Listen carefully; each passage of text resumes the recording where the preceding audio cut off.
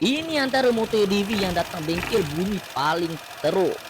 Kita dekat sini bunyi dia bukan setakat datang pada satu tempat, tapi aku yakin dua tempat ataupun lebih pada dua tempat sebenarnya. So bunyi dia memang agak bancai dan macam-macam bunyi yang keluar. Owner ni asalnya datang bengkel dengan yakin yang kata minta tolong tukar timing chain. So motor ni bunyi timing chain kemungkinan besar sebab baru ni dia baru tukar tensioner.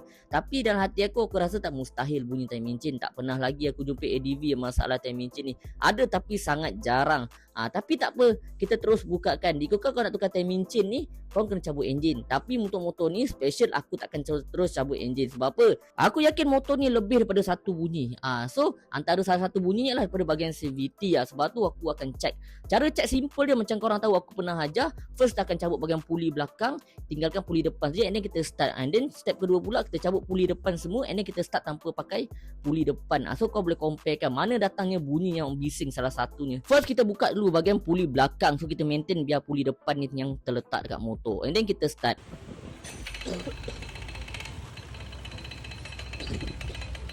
Jadi ternyata bunyi dia masih ada lagi. Okey, tak apa, next kedua, step kedua kita cabut bahagian puli depan semua. Kalau korang perasan bahagian puli depan ni dah start makan kasar. Bahagian bush tengah pula dah start banyak free play. Ni bunyi punca, bunyi bising juga ni. Tapi tak apa, kita pergi next step yang terakhir. Kita start tanpa pakai apa-apa bahagian CVT.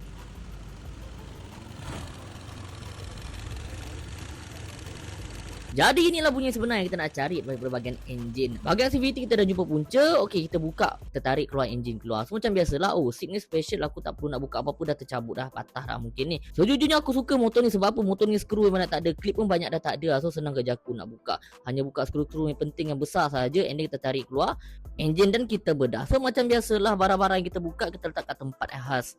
So supaya tak tercampur dengan bahagian-bahagian motor yang lain. Kalau kau perasan bakul banyak ni, satu bakul untuk satu motor. Yang bahagian atas pula tu semua tray untuk enjin-enjin yang dah buka, siap ada nombor plate lagi. So macam biasa nak buka ni, kau buka je dua skru belakang ni dan skru lampu, and then kau tarik je seat ni keluar, dah settle masalah. Kalau barang-barang yang terpecah macam ni, memang kau wajib letak nombor plate lah. Sebab apa, nanti tertukar dengan motor lain. Maklumlah tiba-tiba minggu ni bersepah motor ADV masuk dekat bengkel aku. Sebelum ni banyak je motor S1M apa semua masuk dekat motor aku. Tapi kali ni banyak pula motor ADV problem yang datang. Tapi korang jangan meluat lah, tengok konten aku banyak ADV minggu ni. Nasib korang lah. So macam biasalah, kita buka radiator tu dan nak cabut column manet. So kita nak tarik enjin keluar, and then radiator letak nombor plate and then gantung setempat. So semua dah settle, kita cabut column manet keluar and then gantung dekat luar. Barulah kita buka bahagian soket-soket yang ada dekat motor ni untuk kita mudahkan proses tarik enjin ni keluar. Ini yang masa kita nak tunggukan. So aku tengah cepatkan sikit lah video ni sebab video ni terlampau panjang. Sebelum tu jangan lupa letak setempat, letak nombor plate dan gantung terpahas. Sebab apa? Takut bila nak pasang motor nanti pening tertukar dengan motor orang lain pula. Jadi macam biasa, pertama aku wajib cabut ialah thermostat. Kalau untuk motor Vario dengan motor ADV ni, thermostat dia sensitif, nipis. Kalau kau tersalah congkel sikit habis patah. So selamatkan dulu. Pada cabut kita cabut water pump and then buka bahagian cover head. So senang kerja. Bila dah buka, pertama aku check ialah clearance dia. Bila check clearance pakai valley gauge dia, memang terlampau banyak free play. Ini tak normal. Ini yang kita panggil ialah tepet longgar. So bila tepet terlampau longgar, bunyi bising dekat bahagian head ni yang terjadi dekat motor ni. Jadi kita dah jumpa punca bunyi bising yang kedua. Kita pergi ke seterusnya pula. Bila aku dah barai bahagian head, aku jumpa punca bunyi ketiga, itu bearing cam pecah. Sejujurnya aku dah buka banyak motor ADV yang hitam kering, tapi susah betul nak jumpa yang bearing cam pecah.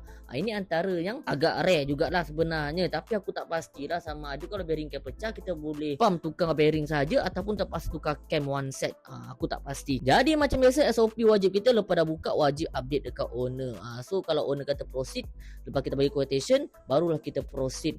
Cuma kali ni untuk update aku bagi branch manager dan negara TTDI inilah yang buat si Zul ni lah, sebab aku ada kerja lain waktu ni. Jadi settle untuk case motor ni. Jadi untuk korang yang siapa ada masalah motor skuter, tak apa, motor-motor kapsai biasa boleh hantar mana-mana cawangan dan negara yang dekat rumah korang. Macam dan negara TTDI ni memang banyak fokus untuk skuter lah. So apa-apa boleh je PM kita untuk booking slot dan sebagainya. Sebenarnya video ni tak habis lagi pun, saja buat suspend acak-acak ending kan. Nak disambungkan cerita lagi, sebenarnya lah waktu kita deal, kita cakap alang-alang dah buka ni, kenapa tak buat top set sekali? Sebab kita tengok bahagian blok pun dah leaking habis ni, leaking kat bahagian gasket blok ni. So owner pun setuju, kata alang-alang buka je lah sekali, kita nak check. So bila kita lepas barai, kita jumpa punca bunyi yang keempat pula. Rupanya blok pun habis calar, kau perasan habis penuh leaking dekat blok ni. Aku tak tahulah apa nasib owner ni.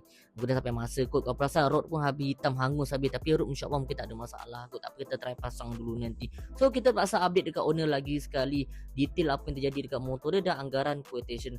So settle untuk case motor ni. So mandangan tadi aku dah buat ending, aku malah nak buat ending lagi. Jadi untuk korang, selamat berpuasa semua tiba. Dan selamat berpura-pura berpuasa dah untuk siapa yang tak puasa penuh tahun lepas tu kan. So dah tak lama dah ni.